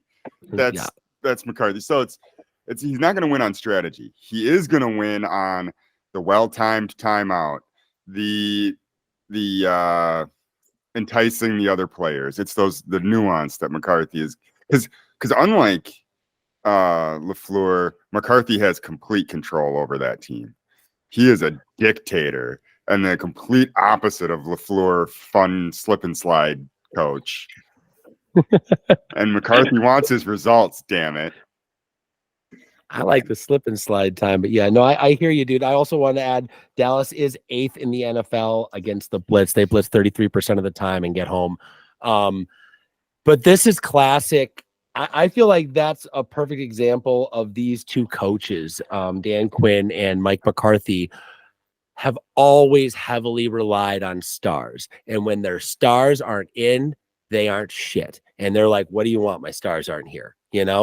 Mike, I just have Last year seen for on both. Dallas.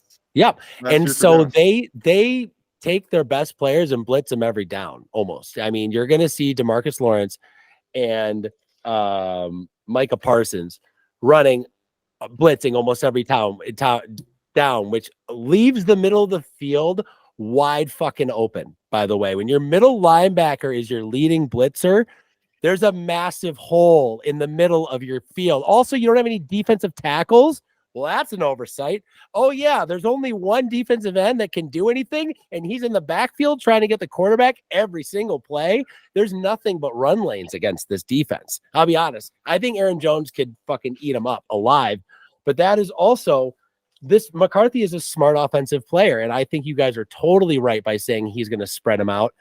There's a huge weakness against this defense, which has been pointed out all year, which is that in our base formation where we kind of do our best work, if you spread out, like our linebacker has to cover a wide receiver. That wide receiver is going to be at some point CeeDee Lamb, and they're going to get, it's just a freebie, at that point. Expect that to see that. It's not going to work for us. They're going to try and milk that as much as possible. I just hope there's some kind of plan from the free safety or strong safety position that we're going to have a spy or someone able to take advantage of that, because it's going to be really frustrating if it's just going to be them moving guys around and beating us on matchups, which is McCarthy's whole game. It's just, how can we get matchups we like, run that route that they can't stop? That's how we do it. So yeah, guys, I love what you guys are saying. I think that we're all kind of seeing the same thing. Time clock management, I would also put in the Matt LaFleur benefit category. I don't know anyone who's worse at managing a clock than Mike McCarthy. He's lost more big moments from him just like walking around, being outraged about something, and 38 real seconds red, or burning all three timeouts, burning all three timeouts in the third quarter. Always fired the guy that's like, Mike, we should. He's like, get out of my face. You're fired. I know how to manage a clock. Yeah, we just wasted a timeout. Okay, cool. Yeah, here's what I will also say. This is the biggest difference between their team and our team. You know what it is? We're building something. We're creating something. And we're all on the same page of like, yep, this is what we want to do. They're protecting a legacy from a decade and a half ago. They are protecting McCarthy's resume. They are protecting, and if they lose one game, that fucking guy's canned, okay? His life is done. He goes from being the most respected ruler of that team, Jerry's fucking best bud, to you're fired. Just like that. One game. Matt could lose this game by 40. He's not getting fired. Not after this year. Not making the playoffs. Are you kidding me? That is where I hear a lot of other people using the cliche term, we're playing with house money. I don't agree with that. I think that is the wrong statement. No, I think that's the wrong statement. That implies you got something for free. You got lucky. You're here and you can afford to lose because who cares, right? Fuck that. No, we're the right team for this moment. Our head is on straight. Our focus is right. They're worried about all the wrong things, about upsetting the emperor, about disappointing their insane fan base, about not living up to the hype that they've created in their minds, that this is their year of destiny. Dude, that's every year for them, by the way. We're just trying to win a fucking game. That's it. One game. And simplicity and execution wins 100% of the time. And McCarthy is great at managing complicated situations, but it's always too much. I foresee prediction. We could be the victors and McCarthy could be back on the unemployment box by the end of this game. And that would be just fine by me. As much as I was a McCarthy guy. And in general, let's just talk about comparison of franchises here for a second. You know what I mean? They have an owner that is the quintessential oil tycoon, billionaire. This is one version of America. And we got a fucking food co-op over here of a franchise that is going grass-fed only, no anything, and No antibiotics, no preservatives, we're you pay what you can fair model. trade. Like, this is unheard of. Greta This isn't supposed to Thunberg. work. We don't even have a rich owner to make us make poor decisions and pull the ripcord unexpectedly and put an unprepared guy in a position to fail and then fire everybody. Like, I love that we have a bureaucracy that runs our team that only allows, we don't gain everything in 1 year usually, right? But we aren't going to make a bunch of bad decisions because we went out and talked to the wrong person, tied one on, and then decided the next day I'm going to do this. We don't have that one guy. And I feel like in an emotional game where public opinion holds a lot of weight, to have the ability to sleep on it as a franchise has saved us countless times from blowing it, where a powerful voice of an owner would have 100% forced our hand into doing one thing or another. Might have worked, might not have. Maybe the right thing was to sleep on it. I don't know. And saved us millions and millions of dollars That we use for sledding hills. Boom. And I cool want hotels. this to be a win for democracy, right? Like, we're clearly the more democratic team. So I feel like the whole country needs a win and a strong sign that we're strengthening democracy. So the country's behind us, and you're absolutely right. When you've got an evil empire and an overlord who is just used to ticking, like treating people like they're ticks and pinching them off, I feel like we are going in with the right crowd and a diverse crowd, and I want to see not only democracy win, I want to see diversity win. And also, I feel like Magic favors youth, and we have the young, believing, strong-willed, focused team that's all in one spot. And I feel like McCarthy is great. When Magic fails, technique will save you. And I feel like where Dak's at right now, McCarthy's the right coach, just like he was for Favre's last year in Green Bay. But when it really counts in the playoffs, you need that magic. You have to be able to pull the ripcord and be able to do that. There's so many incredible game managers that can't get it done in that last moment because they couldn't control their magic. They got too old. Their mind was too focused on too many things, and they couldn't be pure. And I feel like our team is coming at this, of all the NFL teams, in the most pure form, the way I look at football. And I believe that gives us arguably the best upper hand left in the game. Chaz, you live down there. What are those fans like? Are they psycho or what? They're absolutely terrible, Tyson. They literally I'm never coming to visit. They literally stole my first Packer flag off of my porch after having it for 24 hours. And it's funny because I also, we were just talking about democracy, and this is they actually believe they are America's team. It is every game is a Super Bowl.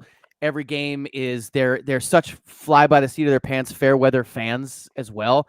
Not to mention the loudest, most annoying outside of probably Eagles fans. Well, Pats fans are pretty bad, but the thing that really surprises me down here actually is how many Packer fans there are. I live within 2 blocks of people that have Packer shit on their front porches with me. So we are everywhere down here. Literally, that's where we got this green and gold sombrero. But I have had such terrible experiences just going into places in Texas to watch a Packer game, and just that there'll be Dallas fans in there and their game's not even on, and they're giving me shit from across the bar or across the restaurant. Like, they're like the booing, the general vibe and attitude, which is, I'm glad we're talking about this fan base, because we talk a lot about the magic. We talk a lot about the juju or the whatever, you know what I mean? The joie de vivre. The energy of what a fan base can do for a game, including being, actually at that specific stadium in that game. That is the only thing I will say that we should be worried about from the Dallas Cowboys is their fan base can they can get rowdy. They can get going. And in that huge, I don't know if anybody else besides me has been in AT&T, but it is massive and it is fucking loud when they want it to be because they're all insane. So I keep in mind your P's and Q's for this game, whatever your rituals are, if it's cheesing up on D or cheesing for Chaz. Thanks, by the way, for doing that last week, boys. Really dial it in this week because that fan base's energy, they'll flip you like a tater chip. Jesse, do you know about cheese up on D? I do not. Oh my God. Jesse. Okay, this is a great time. Just Just sounds because kind of dirty. It is. It does, in the right? best way. Yeah, there's a lot of D talk on this show, but more importantly, this is a tried and true, easy way for you to tap into the magic. I know you understand this on a Bucks level. There are things you can do to impact the game, and if you are with the right people, pure at heart, your amplification is even bigger. Okay, so during the play, when we're on defense, your job is to have cheese, wait for the ball to be snapped. When the ball is like the closer to the snap you can get, the better. You got to be actively chewing cheese during the play. And if you can get everybody in your viewing area to do the same, it almost always, and you save it for like a third down, second Always down. third down. Yeah, but you don't want to use one. it. You save it.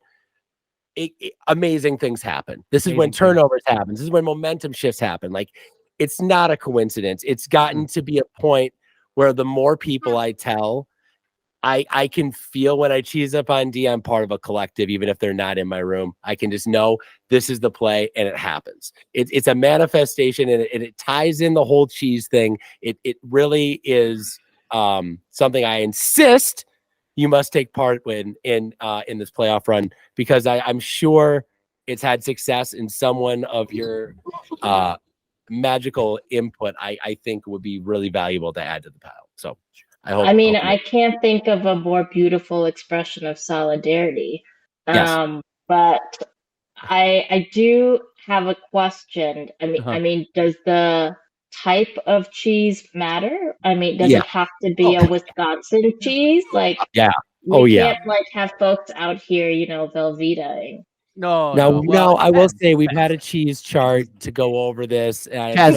Clearly, you didn't follow the pod, or else you'd know all this. But we'll just reiterate, okay? Chaz's cheese chart's a real thing. Early in Didn't the do that game, homework.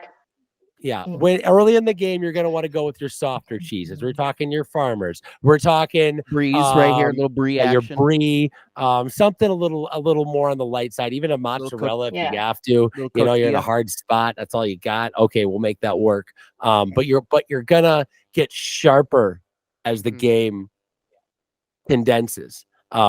And as you get to the end, you want a nice sharp cheese, maybe even a smoked sharp cheese if you mean business.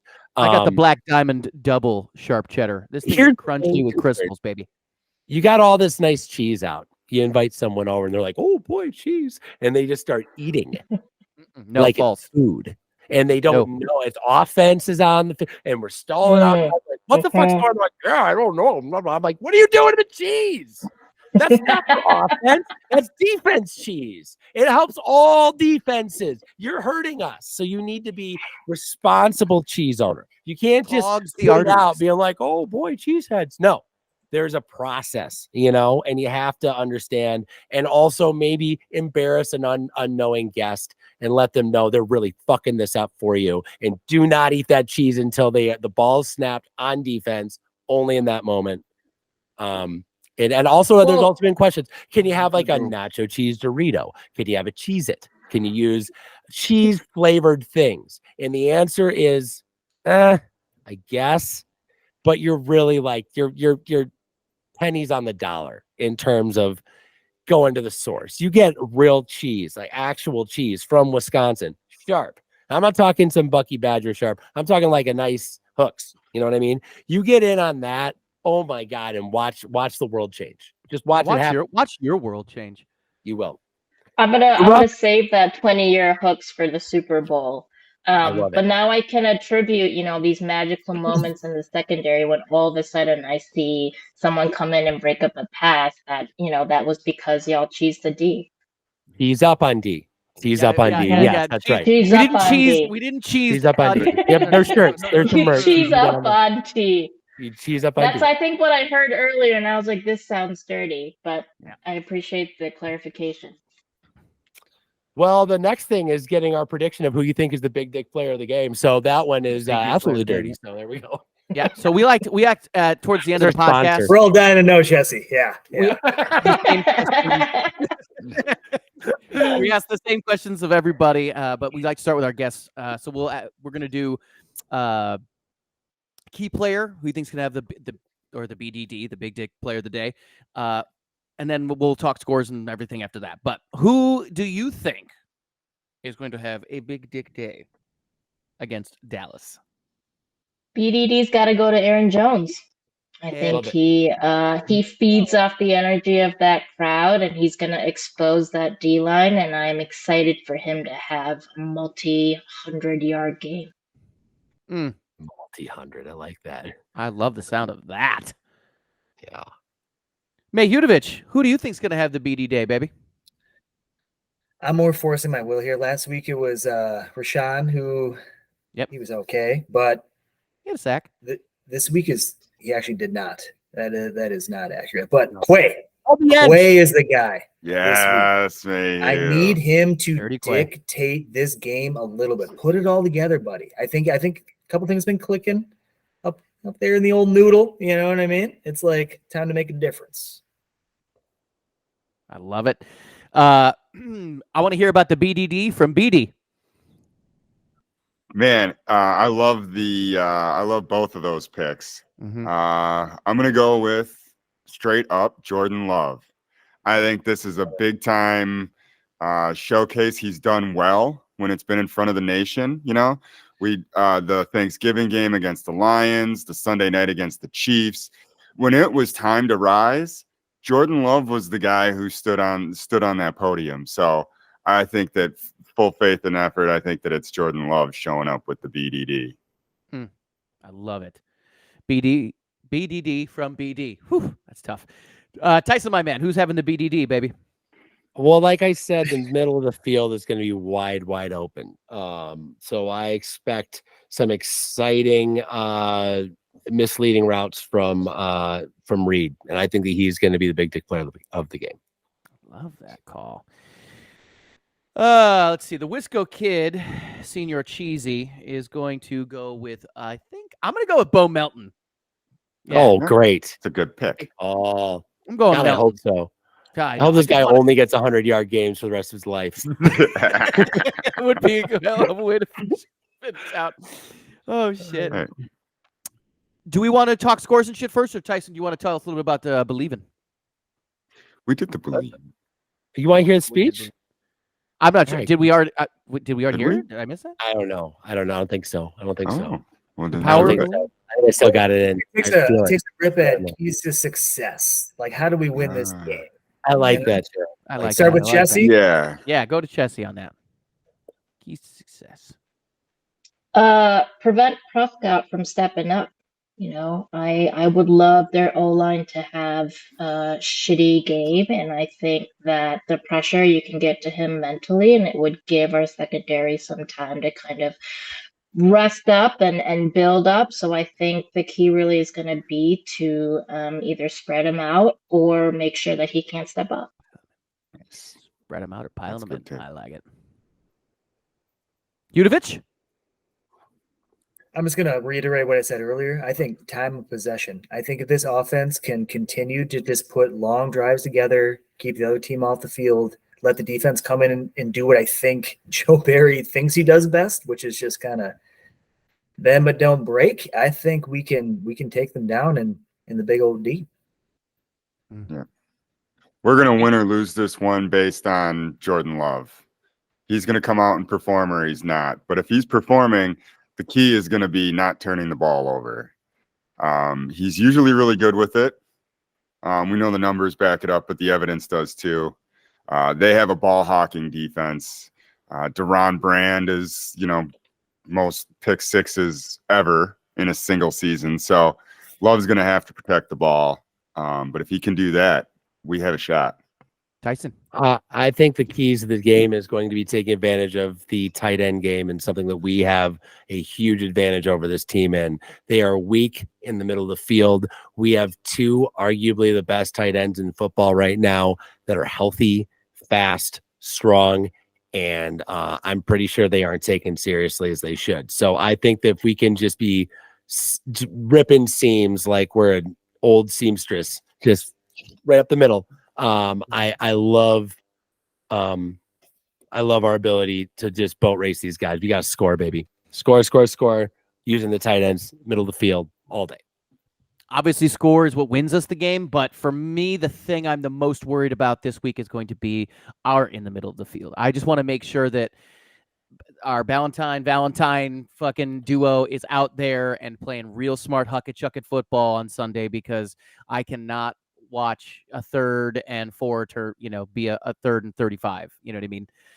So just some smart defensive play from the Packers, and obviously our offense looking exactly the way they did against the Bears. And you can just put another ring on my finger, baby. What? Yeah, sounds good. I like it. I thought you'd like that.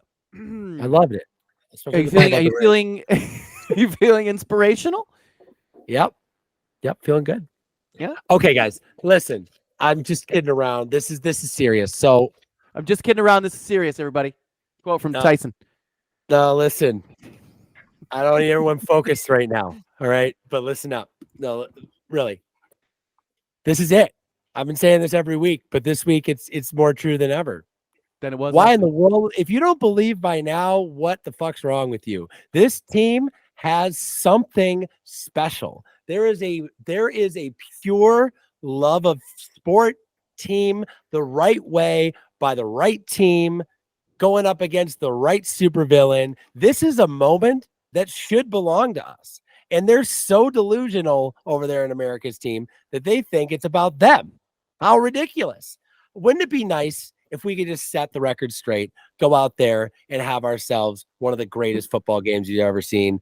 I think we have everything we need to come together as a team, come together as a fan base, come together as a franchise, and be a focused laser of success. And I don't know that there's another team in the NFL that's in the same position as us.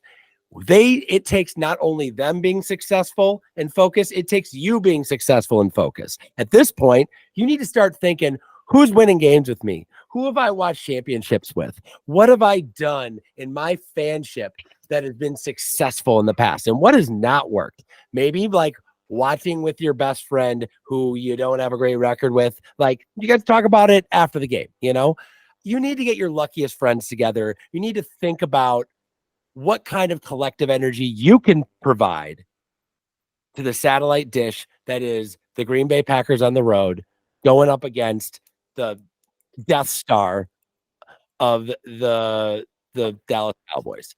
And we have a rubber match that stands for a lot more than just two franchises. This is good versus evil, and you need to be on the right side and give your whole heart. So please, I beg of you, tease up on D. Gather with your most lucky friends. I say this every week, but I mean it. And for God's sakes, like a full parking lot where you have the spot, you just got to fucking believe, and it will be there. Okay? Go Packers. Go everyone else. Let's get some score predictions in here. What do you got? Jesse. So we like to close out the same way. We want to know first to score and final score. Who do you think is going to have the first touchdown? And what do you think the final score will be? I think we'll lose the toss. We're going to defer, and there's a good chance that the Cowboys get like a false sense of momentum after they score first. And I'm gonna say the final score is 34, because I think we're gonna have that missing PAT instead of having our 5 straight touchdowns. That's what I always do. I'm gonna say 34, and we give them 24. 24. And who's going to score first for the Packers? Which player? Oh, for the Packers, which player? I'm Almost 2 sticking years. to No one's ever done the opponent. I know, right? No one ever Really, thought they would no one's score ever first, thought to even do that. once. You're the first one. Very realistic of you. worst. I'm sticking with BDG. I'm thinking Aaron Jones. Jones, Love it is. Yeah, but I'm gonna go with him catching and having a short pass in the red zone. For the first score for the Pack. 1 second. Mayhew, what do you got, Bubba? First to score for the Pack and final score. Miss Hong, did you say a false sense of momentum in the first drive for the Dallas, or what was the term there? They're gonna go. They'll probably score on their first drive, and they're gonna have a false sense of momentum, and then I have a feeling that Fleur is gonna have some stuff up his sleeve, and hopefully again make more calls than Barry does, and they're gonna start feeling frazzled. I just like that take. I like that take because I think that's how this team reacts. Like the defense loves to just give up 90 yards like immediately, be like, all right, and then a field goal. Now we feel okay. Anyway, so she took my Jones as far as first touchdown. I'm gonna lean back Chazzy towards Kraft because I fucking love this guy, and I feel like inside the 10-yard line, it's a nice go-to. Final score prediction for me is going to be 33-31, and it's going to be a last-second field goal from Anders Chazzy. He's going to bring it home for you. Oh, Put it out there. So you're saying you want it to end exactly the way the 2016 game did? Yes, in theory, I suppose that was a field goal as well. Yeah, Yes. yeah. But with Send the us into the NFC Championship, yes. yeah, with the boat day rapist that we call a field goal kicker at this point. Correct. Yes. Correct. That's right. Anders. BD. Yacht rape. It's yacht. He isn't. It's not a boat, Mayhew. It's a boat, yacht. yeah. I keep messing that up. I apologize. keep I messing that apologize. And in front of He the majored. Assemblywoman. Oh.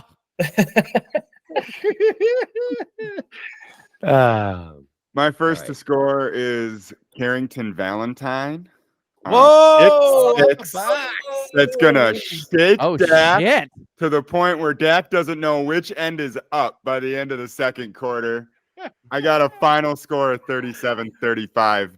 Packers advancing to the next round of the playoffs. That'd be a hot game. That'd be a lot. That's of my fun. favorite take. That is my favorite take, 35. I Ty. like that. A pick six. Hell yeah, coming that's in. good. For Chaz, I'm gonna stick with my guy too. Or am I? It's Reed or Mel. I'm gonna go. Jordan Reed. Oh, sorry, Jaden Reed. I'm gonna go Reed for the first touchdown. Jalen. And my, what's that? It's Jalen Reed, isn't it? Sure. Final score of 29-20 because I also think that Anders is going to miss his first kick. Oh, the pressure. Oh. The pressure of it all is just too much for me. Too much for Anders, too. Yeah, no shit. As long as he's missing extra points and not 3-pointers, I'm fine. Fuck. Yeah. I think it's going to be the return of the Musgrave. I think he's going to get a nice first touchdown and accidentally stumble into the high 80s in the yard department. He's going to be a thorn in their side that they didn't consider. That's going to consistently come back first down after first down after first down. And I'm really looking forward to it. I do believe that this game will be tight. I think that we'll at times be down. At times we will be up. In the end, I believe that they will make some critical errors towards the end of the game that will cost them. We will take a 2-point conversion to be up by 8. Then we will get a unlikely stop from our defense. They'll kick, and then we will get a field goal giving us an 11-point lead, and they won't be able to score another point. It'll be 39-28. Packers win. McCarthy's out of a job. We're moving on. 39-28. Or time clock management Hell by yeah. Mr. McCarthy. Everybody, we want to thank you for liking, subscribing, and sharing. I hope you all listened to Tyson a few weeks ago and you actually been liking and sharing. There was like 3 more. It's like 3 more We're likes. getting at least 3 a week. But again, thank you to all of our loyal fans here and abroad. This has been absolutely awesome getting to do this with this group of people. Thank you so much, Chessie, for coming on. Assemblywoman Hong, ladies and gentlemen, everybody, Packer Nation. We want to have you back again. You brought such a great vibe. I absolutely love you. I miss getting to see you every day, but hopefully we'll get to watch you Packer again in the near future, or we can see each other at the Super Bowl. Would be really nice too. Ooh. We'll call it a date. Guys, we'll all go. How about that? I'm in right now. I'm in. 2D and a C. We're going live. We're going live outside. We're going live. Yes.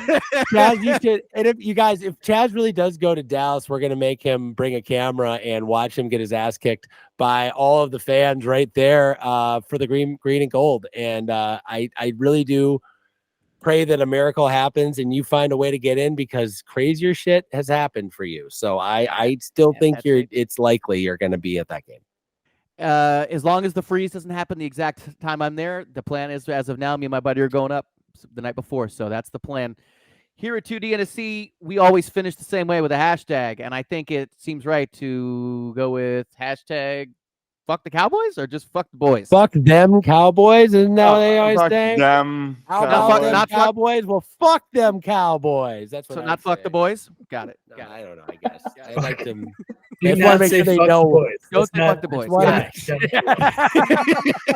Okay, got Jesus, it. Not that man. one. All Got right. it. All right. So what was it? Hashtag Fuck Them them boys. Cowboys. fuck them Cowboys. No, In a them 3, Cowboys. 2, 1. Everybody, hashtag fuck Fuck them them Cowboys. Cowboys. Fuck them boys.